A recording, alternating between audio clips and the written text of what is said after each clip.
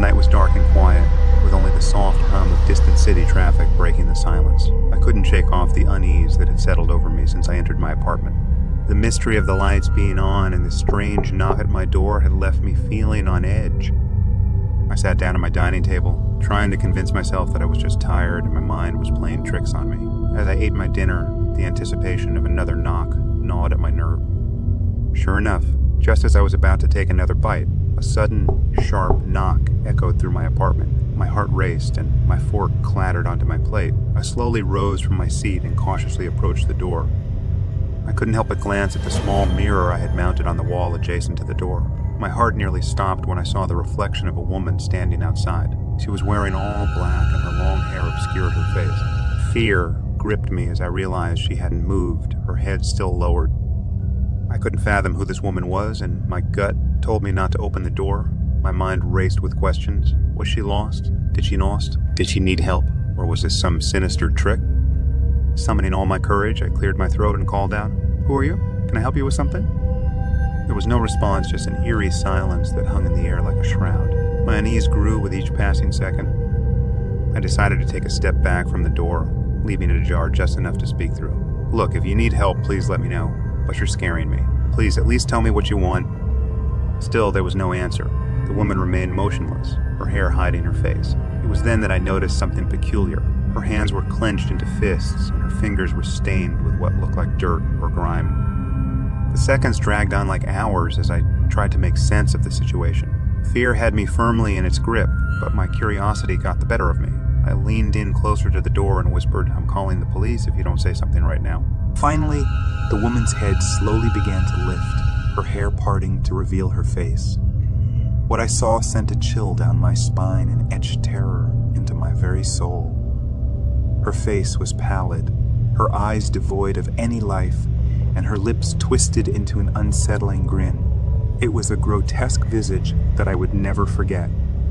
Before I could react, she suddenly lunged at the door, her fists pounding against the wood with incredible force.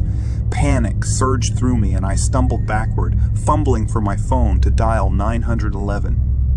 As I spoke to the dispatcher, I could hear the relentless pounding on the door behind me. The minutes felt like an eternity, and my heart raced as I waited for the police to arrive. When the officers finally burst through the door, they found me trembling and the woman nowhere in sight. Despite a thorough search of my apartment and the surrounding area, there was no trace of her. They took my statement, assuring me they would investigate further, but the incident left me shaken to my core. To this day, I can't shake the memory of that eerie woman in black, her lifeless eyes, and that sinister grin. It was a nightmarish encounter that left me questioning the boundaries of reality and the existence of things beyond our understanding. The revelation from my neighbor about the tragic history of my apartment left me even more unnerved. I had always been skeptical about ghostly encounters, but the events of that night had shaken my skepticism to its core. The woman in black, with her lifeless eyes and haunting grin, seemed to fit the description of a restless spirit. My neighbor, a longtime resident of the building, shared the chilling story of the apartment's previous tenant.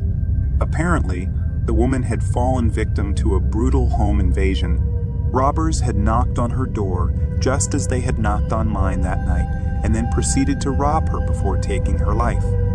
The apartment had remained vacant for a while afterward, as the story of the gruesome incident had spread among the tenants. It was said that the ghost of the woman had never found peace, and her restless spirit had been responsible for driving away several renters who had dared to move in after her tragic demise. Stories of strange noises, eerie apparitions, and unexplained occurrences had become the stuff of legend among the building's residents. Ultimately, I decided that my peace of mind was worth more than any apartment. I began searching for a new place to live, determined to leave the ominous past behind me. Packing my belongings felt like a relief, as though I were shedding the weight of that haunted space.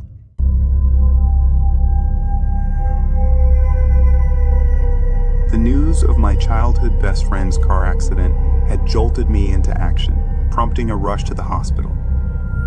We had been inseparable as kids, sharing countless adventures, secrets, and dreams. However, As adulthood took its toll, the busy demands of work and life gradually pulled us apart, and we lost touch for 5 long years. When I heard about his accident, there was no question in my mind. I had to be there for him. The hospital lobby was dimly lit, and a sense of foreboding loomed in the air as I navigated my way through the maze of hallways. A few patients and nurses bustled about, attending to their duties. It was already late in the evening when I arrived, and the quiet surroundings added to my anxiety.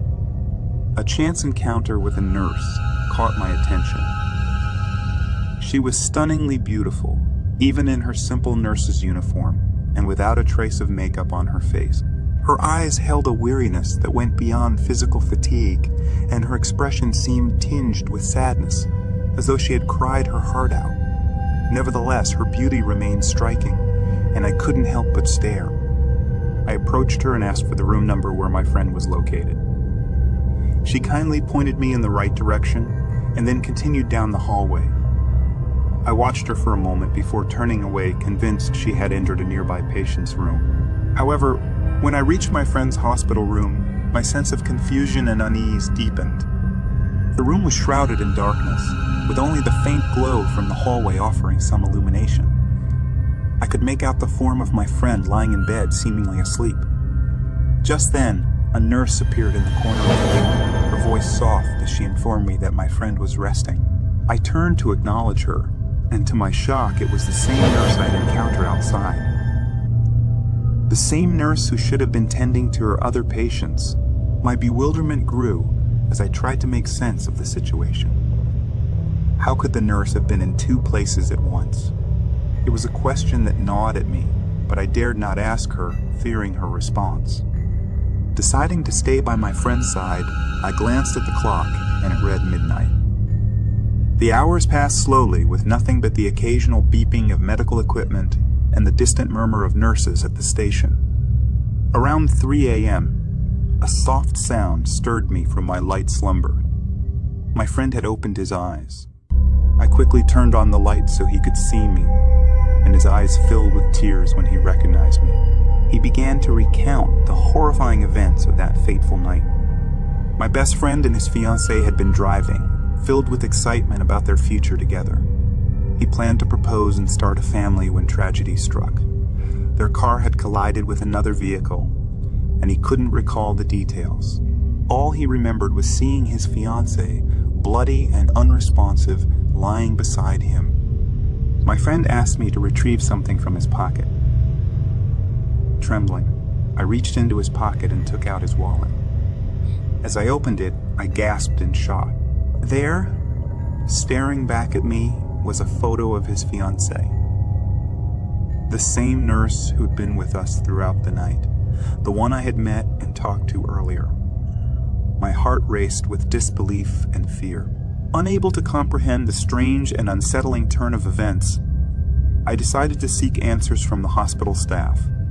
I approached the information desk and inquired about my best friend's fiancée. The receptionist's response left me cold and shaken. She had not survived the accident and was currently in the hospital morgue. My mind reeled with the weight of the revelation.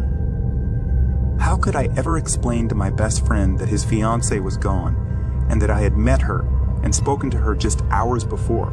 It was a chilling mystery, one that haunted me as I returned to my friend's room, dreading the heartbreaking conversation that awaited me with the morning sun. Telling my best friend that his fiancée hadn't survived the accident was one of the most difficult things I had ever done.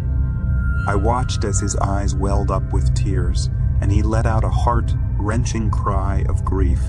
In that moment, all I could do was hold him, offering silent support as he grappled with the devastating loss. A week later, I attended his fiancée's funeral, standing among the somber mourners gathered to pay their respects.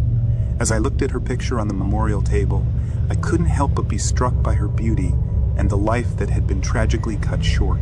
She had been destined to be a wonderful wife to my best friend, and the thought of the happiness they could have shared weighed heavily on my heart. The events of that night, the mysterious nurse, and the uncanny encounter with the woman who had already passed away continued to haunt me.